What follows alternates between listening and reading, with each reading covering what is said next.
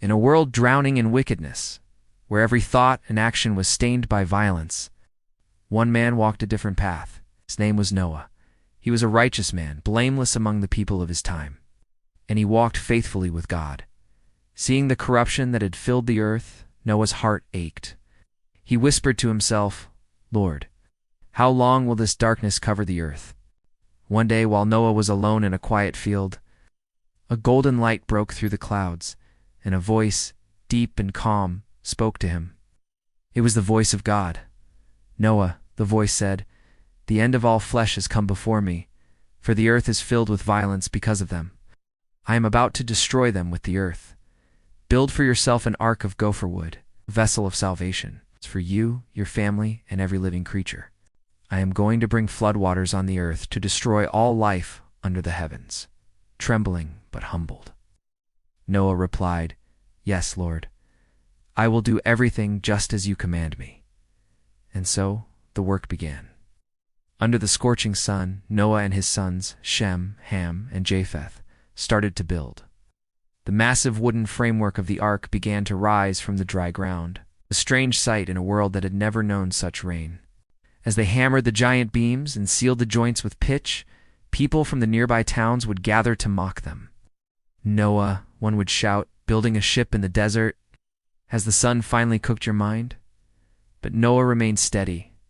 With sweat on his brow and conviction in his voice, he would reply, "Rain is coming, judgment is coming, but God's mercy is still open for those who will listen." His wife stood by him, a source of quiet strength. "Let them laugh," she would say. "You heard God's voice. We must keep building." For decades, the construction continued. The ark grew larger and larger, a testament to one man's unwavering faith in the face of constant ridicule. Then, as the final beam was put in place, something miraculous happened. From every direction, animals began to arrive. Elephants, lions, bears, birds, reptiles, and insects, creatures of every kind. Moving not in chaos, but in calm, orderly pairs. They came on their own, guided by an unseen hand, drawn toward the massive wooden vessel. Japheth watched in astonishment. "Father, they're coming on their own." Noah smiled, his face filled with awe. "The Lord gathers what he will preserve," he said, as he and his family guided the animals into the ark. With the ark filled and his family safely inside, Noah stood one last time at the entrance. The sky was darkening, and a strange wind began to blow. He looked out at the crowd that had gathered, some still sneering, others now watching with a flicker of curiosity, perhaps even fear. With all the strength he could muster, Noah called out, "Turn from your wicked ways. Turn back to God. The flood is near. Enter the ark and live." But his words were met with mocking laughter. "No rain has ever fallen from the sky. Your God is silent, old man," they yelled back. Noah's final warning faded into the wind. He stepped inside, and a great heavy silence fell.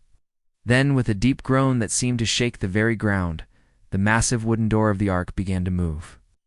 Not by human hands, but by a divine, unseen power, it swung shut, sealing Noah, his family, and the animals inside. The Bible tells us, "And the Lord shut him in." The moment of mercy had passed. The time for judgment had come. Outside, the first drops of rain began to fall, hitting the dry, dusty soil. People looked up, confused. Then a few drops turned into a downpour, and the downpour became a terrifying roar as the sky ripped open. Lightning flashed, illuminating faces contorted in panic. It wasn't just rain from above. The Bible says the fountains of the great deep burst forth. Water erupted from the ground itself. The world was coming undone. People screamed, running for higher ground, but there was nowhere to hide. "Noah," they cried, pounding on the sealed entrance. But it was too late. The waters rose with terrifying speed, swallowing homes, hills, and finally, the highest mountains. Inside the ark, the storm was a symphony of chaos. The vessel creaked and groaned as it was lifted by the violent waves, tossed about on the churning abyss. Noah's wife held on to him, her voice trembling. "Will the ark withstand this?" Noah, his faith as solid as the gopher wood beneath his feet, replied firmly, "God himself holds this vessel. He promised us safety. We will not sink." For 40 days and 40 nights, the rain fell without stopping. The ark drifted on a dark, endless ocean, a lone sanctuary in a world erased by water. Inside, by the warm glow of lanterns, Noah and his family waited. The roars of the animals were a constant reminder of the life they carried. Days turned into weeks. Shem looked at his father, his young face filled with uncertainty. "Father, will the waters ever stop?" Noah placed a reassuring hand on his shoulder. "God always finishes what he begins," he said. "You must trust his timing." Finally, after 150 days, the waters began to recede. The ark eventually came to rest on the mountains of Ararat. Still, they waited. To see if the earth was ready, Noah sent out a raven, which flew back and forth. Then he sent out a dove. The first time, it returned, having found no place to land. 7 days later, he sent the dove out again. That evening, it returned with a freshly plucked olive leaf in its beak.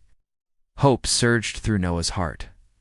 At last, a sign of life, a promise that the earth would rise again.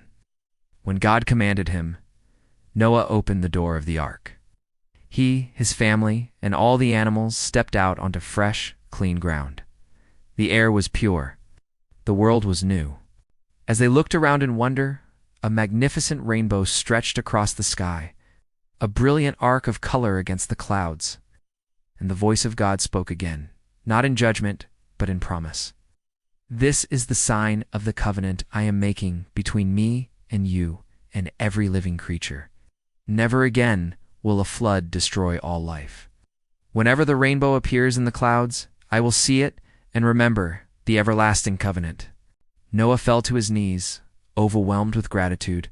He built an altar and worshipped the God who had saved them. "Your mercy, Lord, endures forever."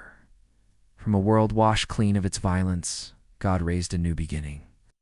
Through one man's radical obedience, humanity and all life were given a second chance. And to this day, the rainbow stands as an eternal reminder, beautiful, vibrant promise that God judges wickedness. But his heart is always to restore, to redeem, and to save. Thank you for watching. If this story inspires you, please like, share, and subscribe for more content that explores the powerful truths of faith. See you in the next video.